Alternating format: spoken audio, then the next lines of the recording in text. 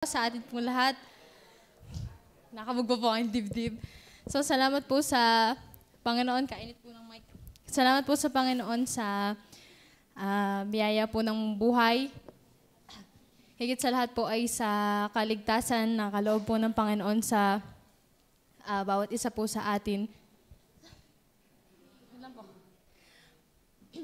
Maging sa yung mensahe po kanina sa worship service, salamat po sa Panginoon na ang atin pong ulo ay ang Panginoong Jesus.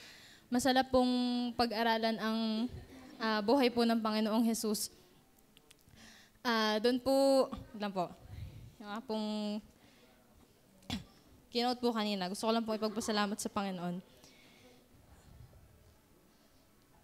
Ayun, sabi po kanina sa quotations po na nabanggit. Kaya po tayo nalaban sa kasalanan ay di para maging banal, kundi dahil tayo po ay isang banal na po sa harapan ng Panginoon. At salamat po na tayo ay nandoon na po sa period ng progressive sanctification.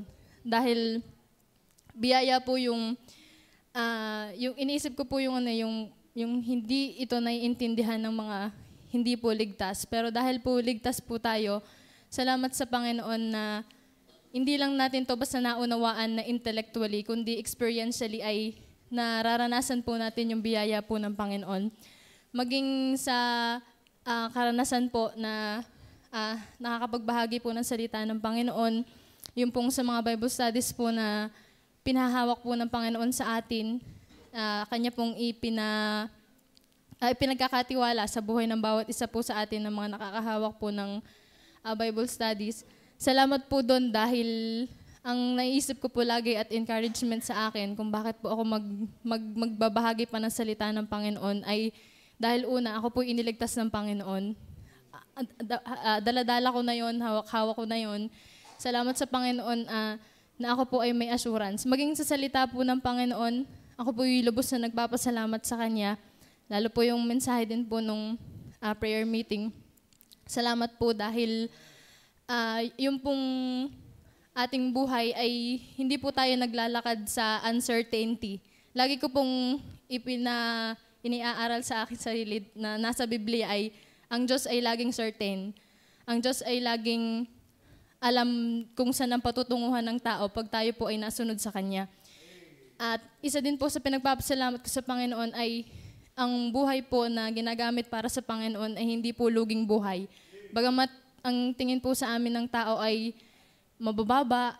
Bagamat ganyan din naman nga po ang tingin ko dati, lalo po nung nakikita ko po ang Ate Erlyn, pag nauwi po sa pa-amen doon, nakikita ko po kasi silang naglalakad kasama sila Ate Baby Jane. Ang naiisip ko po ay, garing mangari, parang, alam niyo po yung parang walang narating sa buhay. Yun ang aking isip dati sa kanila. Parang walang silbi ang buhay. Pero yung palang buhay na walang silbing yon ang pinakamahalaga na buhay po. Kaya ako nagpapasalamat sa Panginoon na ako po ay nasa walang silbing buhay sa paningin ng iba. Pero yung pong kagalakan na ako po ay naglilingkod sa pinakamataas na Diyos, yun po ang aking tinetreasure sa nag-iisa at kakaunting buhay na ito. Yung mga simpleng pagmamap po ng sahig, paglilinis po ng CR, pagwawalis sa likod, pinagpupuri ko po yun sa Panginoon. Dahil ako po yung naglilingkod sa pinakamataas na Diyos. At yung pong pagtuturo din po sa bata, salamat po sa Panginoon sa pribilehiyong iyon na natuturuan po sila. Sila po malaking kagalakan sa akin. Yung kanila pong mga ngiti, yung kanilang ingay, yung kanila pong mga yugyugan kapag nagtuturo na. Yung ganun pong may mga spare na kahoy doon sa amin pong mga pinagtuturuan sa outreach po sa Taysan. Ay sila po yung parang, alam niyo yung puno, naakit sila doon na parang yuyugyug yung puno habang nakikinig po sila sa amin. Pero ako po yung naniniwala at umaasa po. At yung pag-asa talaga po ay nasa akin dahil alam kong ako ay naglilingkod sa Panginoon at ako isa rin sa bunga ng Children's Department. Kaya ako ay naniniwala na yung ginagawa po namin para sa Panginoon ay hindi po walang kabuluhan. Yun na po ang pinakamalamang bagay na magagawa sa buhay na ito. Ang tinanong ko nga po, may isa pa akong worker na tinanong po dito kung, sabi ko po ay, kayo po ba ay nakaisip na umalis po sa ministeryong ito? Sabi niya po sa akin, hindi pa naman daw. Dahil wala na siyang ibang nakikita na pinakamaganda kundi ito. Kaya yun po, pinagpapasalamat ko rin sa Panginoon yung biyaya po na nakakapag-aral po ng salita ng Panginoon. Inisip ko po yung kung ako po nasa secular pa rin hanggang ngayon, siguro po ako'y bombarded na din ng maraming mga bagay. Pero ako po nagpapasalamat dahil ang focus ko po ay nasa salita ng Panginoon. Pagising sa umaga, salita na agad ng Panginoon. Ang pinag-aaralan, salita ng Panginoon. Ang ibinabahagi sa tao, salita ng Panginoon. Kaya napakasarap po. At sa ngayon po, sa biyaya po ng Panginoon ay fulfilling na buhay ang meron po ako. Ako po'y masaya sa Panginoon at lagi ko pong binabanggit sa Panginoon, ikaw ay aking kakatagpuin sa lugar na ito. Dahil po kasi kami dito, may tahimik lang po kami.